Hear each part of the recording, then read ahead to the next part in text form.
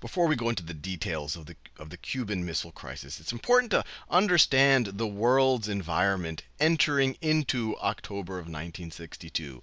In 1959, you have a revolution in Cuba led by Fidel Castro, and he is heading the Communist Party there. Cuba is now a communist nation right off of the coast of the United States. This is the middle of the Cold War. The United States believes in a strategy of containment, does not like this. So in 1961, the United States, the CIA, the Kennedy administration, they try using Cuban exiles, people who had left Cuba. They try to support them to enter and invade Cuba at the Bay of Pigs. But the whole effort wasn't planned properly. The support for the Cuban exiles, the counter-revolutionaries, those that were trying to oust Castro, it was kind of this half-hearted effort, and it was this big failure. So the Bay of Pigs invasion was a failure in 1961. And it made John F. Kennedy seem a little bit weak. It made the CIA seem, it didn't make anyone on the American side look all that competent because of that failure. On top of that, we're in the middle of the Cold War. Remember this. And at the same time, if you go to what the US was doing around the Soviet Union, it started placing missiles starting in the late 50s all the way into 1961 and 1962. It started placing medium-ranged ballistic missiles in Turkey and in Italy. These are where they were located. And the significance of that is that now these missiles could reach the major population centers of the Soviet Union in really a matter of minutes, in 10 to 20 minutes. I think 16 minutes was how long most of these stay airborne. And when in a situation where both sides have nuclear weapons, there was this kind of notion of, well, maybe if you were able to get to the other guy faster, they wouldn't be able to retaliate, and maybe you wouldn't have that mutually assured destruction. So there's this whole idea that you want to get your missiles as close as possible so that they could reach the population centers, the strategic centers of your opponent as quickly as possible. And if you look up on the web, you can actually find the actual missile sites and when they were installed and when they became operational. These are the ones that were in Italy, kind of right here near the heel of Italy. So you have this environment. The United States was looking a little bit weak after the Bay of Pigs invasion. It looks like they wanted to oust Castro, but they did it slightly, or they weren't able to do it, and they weren't able because they were slightly inept. And at the same time, you could imagine that the Soviet Union did not appreciate the United States placing these missiles so close to its population centers, missiles that could reach its population centers very easily. So now we fast forward to October of 1962, and the entire Cuban Missile Crisis will occur over 13 or 14 days during October of 1962. So on the 14th of October, we're sending these U-2 spy planes over Cuba. So this right here is a U-2 spy plane. That is a U-2 spy plane. And it takes pictures that look like this. And then the next day on October 15th, you have the CIA analysts, and they're saying, wow, that looks like missiles over there. This looks like ballistic missiles that are being set up in Cuba. And so all of a sudden, it looks like the Soviet Union is using Cuba to do the same thing that we used Turkey and Italy for, to set up ballistic missiles really right off of our coast, and ballistic missiles that could now reach any of the strategic population centers, especially on the East Coast or the Midwest of the United States. So by the 16th, so this is literally 2 days after the pictures were taken. The next day they're analyzing them. They tell the State Department about them. The 16th, they tell Kennedy about them. And Kennedy holds a meeting of the Executive Committee. And it wasn't called XCOM, just that. But it was really a subset of special advisors, a subset of the National Security Council and other advisors that essentially become the brain trust to figure out what to do about this forming crisis. Because all of a sudden, you have a state that we don't like off of our borders, a communist state, a state aligned with the Soviet Union. All of a sudden, it has nuclear missiles. It looks like these are offensive weapons. These are weapons being designed for a first strike capability. Once again, if they're being launched from Cuba, maybe they can attack, maybe they can obliterate the U.S. before the U.S. even has an opportunity to respond properly. So this really freaks out the Kennedy administration. And so they start to think about what can they do about it. And early on, there's a couple. You could just kind of call and talk to the Soviets about it and say, hey, we don't like that. Why don't you undo your nuclear missiles, but they didn't really think that that would have any significant effect on the Soviets, especially because they probably thought that Kennedy was weak at this point. And just to understand who was leading the Soviets at this time, it was Khrushchev. This is Khrushchev right over here. And he had even made remarks to the effect that he thought that Kennedy was young and maybe naive and maybe too intellectual to really play a good game of chicken here. And so the U.S. kind of felt that it had to look strong here. And so the real options on the table were maybe blockade Cuba. And so a blockade could be an all-out blockade, so it would be an economic blockade, but that's actually considered an act of war because you're to a large degree starving a country. Another option for the United States, because it was completely viewed as unacceptable that these missiles should be here and that they should be deployable from Cuba.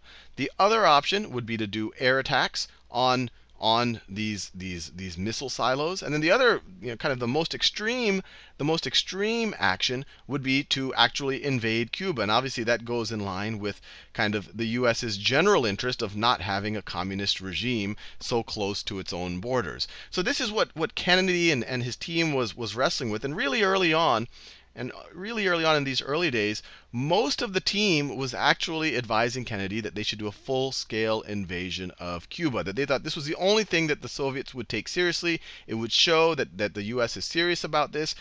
And they didn't think that the Soviet Union would really try to put up a fight in Cuba so far away from their own borders. But Kennedy, probably thinking about it pretty reasonably, realized, well, hey, they might not do anything in Cuba, and they might allow us to oust Castro and install a new regime there, but they might retaliate. In fact, they probably would retaliate in Europe, and specifically in Berlin, probably in Germany as a whole. So just for the sake of getting these things out of Cuba, we could sacrifice a lot in Europe, and even more, any type of conflict between the US and the Soviet Union could easily escalate to a nuclear war. So these were all on the table. The US goes on high alert. It prepares for any of these situations because they really don't know what's going to happen.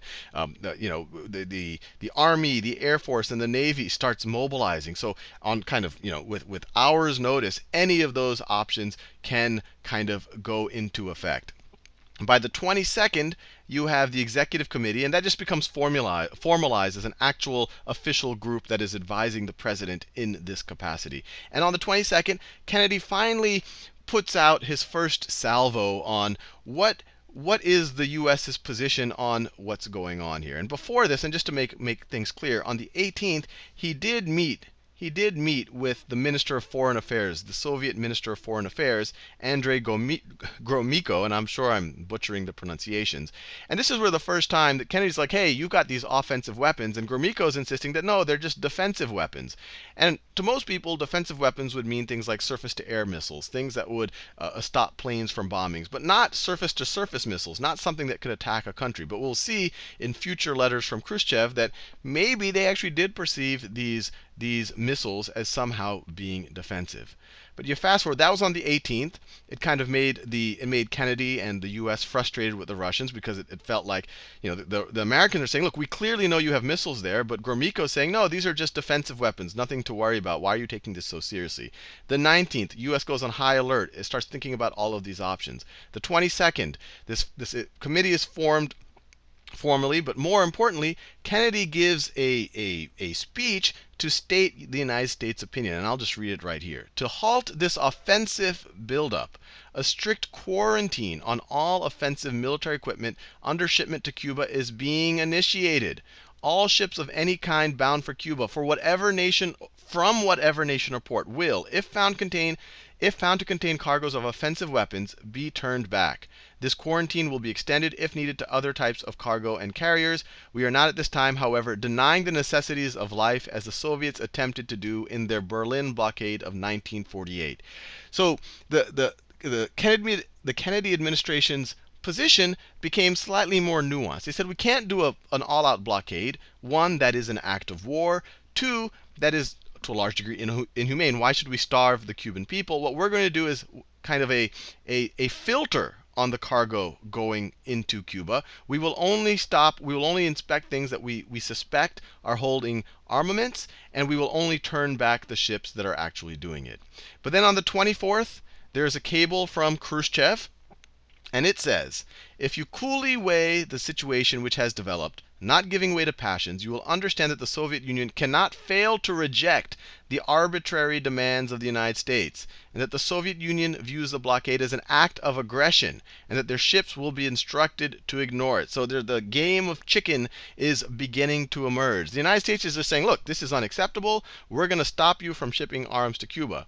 On the 24th, Khrushchev is saying, who are you to tell us what to do? And there's this kind of undercurrent of like, wait, you've already got stuff set up in Italy and Turkey, not too far from us. How can you dare, and they call it a blockade, even though the U.S. is calling it a quarantine. This is an act of aggression, and we will ignore it. So both parties are kind of saying, we don't care what you're going to do. We're going to do whatever we have to do. And this whole time, I mean, both sides are getting tense. The whole world is kind of taking sides here, making public statements about what's right or wrong. So we really are getting very close to the brink of a very major confrontation between the Soviet Union and the United States. And there's, you can read the book 13 Days, Robert Kennedy. There's also the movie 13 Days, which actually is not based on the book. But both of them really kind of give the account of what happened over this period. But then you fast forward to the 25th, and Kennedy essentially replies that, look, these are offensive weapons, and these require the responses I have announced. I hope that your government will take necessary action to permit restoration of the earlier situation. So Kennedy's saying, look, we have to do this. These are offensive weapons. We cannot tolerate these weapons so close to U.S. borders. And so also on the 25th, the quarantine's in effect. It does get challenged. The U.S. does start to inspect some ships. They tried to inspect one ship that got away a little bit, and the Soviets did. So the Soviets, even though they're speaking the game of chicken, they are turning back. They did turn back 14 ships, and the best guess is that those 14 ships probably did contain some type of armament. So even though publicly everyone is playing a very strong game, behind the scenes there is a little bit of a softening of the stance. And then you fast forward to the 26th, and Khrushchev essentially sends his first proposal. And it's interesting here because in Khrushchev's mind, and this is a fascinating letter to read. It's a fairly long letter, so I'm not going to go into the whole thing, and you can get it at this URL right over here. It's a fascinating letter. Maybe I'll do a whole video where I just read this letter. He kind of goes into the nuance of what he views as a defensive or an offensive weapons. He implicitly admits that they have that the missiles are there, that they're not these benign weapons. But in his letter, he kind of makes the nuance that he views them as defensive weapons. He says, look, you guys attempted to oust Castro already. We view Castro as an ally. We think that by placing these weapons here, you will be less likely to be able to oust Castro because you will be afraid of these weapons. So Khrushchev is kind of setting up, Khrushchev's saying we don't have any intention of using these to attack you for no reason. We're just putting these here to essentially defend one of our allies. So he's saying that's the reason that they placed those weapons there in the first place. Kind of saying, look, you did Bay of Pigs. You were the ones that took the first shot. Now we are defending it. That might have been the rationale. Another rationale for why they did it is just, and probably the more strategic rationale, is that we already did have these missiles that were pointed at the Soviet Union in Turkey and Italy, and the Soviet Union just wanted to have parity, so they wanted to put missiles on near the U.S. on some allies country from the Soviet Union's point of view. So on the 26th, Khrushchev's first proposal that was given through a cable says, if assurances were given by the President and the government of the United States that the USA itself would not participate. So assurances, let me underline this in a different color. Assurances that the USA itself would not participate in an attack on Cuba and would restrain others from actions of this sort, probably the Cuban exiles. If you would recall your fleet, this would immediately change everything. I am not speaking for Fidel Castro, but I think that he and the government of Cuba evidently would declare demobilization and would appeal to the people to get down to peaceful labor. Then to the question, the communists always like talking about labor. Then to the question of armaments would disappear, since if there is no threat, then armaments are a burden for every people. So in this first proposal that came over a cable, he's essentially saying, look, if you guys just promise not to attack Cuba, if you just make assurances that you will not attack Cuba, then we'll essentially undo everything. We'll give in to your wishes. And this stance right here really does make it look like their main interest in having those missiles was kind of to protect Cuba, so that the U.S. would not try to oust the communists from there. But then on the next day, Khrushchev has a broadcast a public broadcast where he kind of changes his tone a little bit. Now he's saying that they would undo the situation in Cuba only if the United States removed their missiles from Italy and Turkey. So he's sending a little mixed messages. His first message was kind of a softer stance. Look, you guys just promised not to invade Cuba, and we're going to pull out of Cuba. The second stance is saying, no, we're only going to take our missiles out of Cuba if you take your missiles out of Italy and Turkey. And on the same day, another U-2 spy plane gets shot down over Cuba. And this is when both armies are really at kind of, they're like hair trigger notice. So it's a really scary situation. And this was actually it was a local decision by a Soviet commander. And Khrushchev actually did not want this to happen. And lucky for I guess the world, the U.S. did not use this alone as a reason to engage in war. They said maybe it's an accident. If this happens again, then we'll use it as war. So it was lucky that this did not trigger an immediate war with the Soviets. But the Kennedy administration still had the question: which of these was the more serious? Which of these requests were the Soviets really making? This is a more significant request. Are they requesting for both? And so it was eventually decided on the 27th that, hey, let's just pretend like we didn't even know, that the Americans didn't even know about the second request that asked for more, and let's just reply to this first request. So you essentially have Kennedy agreeing to Khrushchev and saying, okay, we'll do your first request. We will agree not to invade Cuba if you remove your missiles. And then essentially what happens, and that puts Khrushchev in a weird situation, because this is something that he did recommend, but they were ignoring this over here. But through back channels, we said we'll officially agree to this, but through back channels, the Kennedy administration said, and we would also be on an understanding. We would also have an understanding on the missiles in Italy and Turkey, that, look, this isn't part of the deal, but we see what you're saying, and we're probably going to remove them. And what the Soviets also didn't know at that time is that the Americans were planning on that these missiles, to a large degree, by this point in time, were already obsolete, because we already had Polaris missiles that were deployable by submarines, and clearly submarines can deploy things much closer to the action, and they're much harder to track. You can't surveil them and all the rest.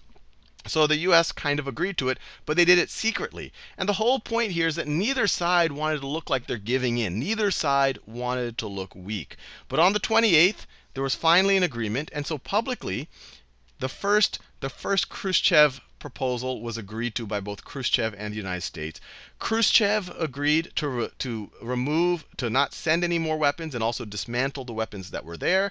And the Americans agreed that they would not invade Cuba. And so you can imagine the big winner here is probably Fidel Castro, because the whole time he's paranoid that the U.S. is planning another attack on him. And at least publicly now, they're saying that they cannot invade. And if they did, it would look like they're going back on their word. And privately, the U.S. agreed to remove its missiles from Turkey and Italy. They didn't want to do this publicly, because then it would look like they're being weak. Then it would look like the Soviets were able to do this aggressive action, and by doing it, they were able to extract something out of the United States, which is actually the reality. They were able to. By doing this action, they were able to get these missiles removed from Turkey and Italy. But the United States wanted to look strong.